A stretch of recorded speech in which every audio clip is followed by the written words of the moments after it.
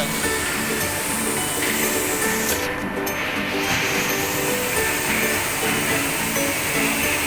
Lý do là sao mình vậy cái bụi bóp á,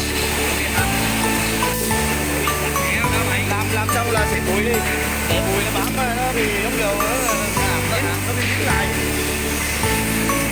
là hai cái nó chập nhau nó cháy rồi.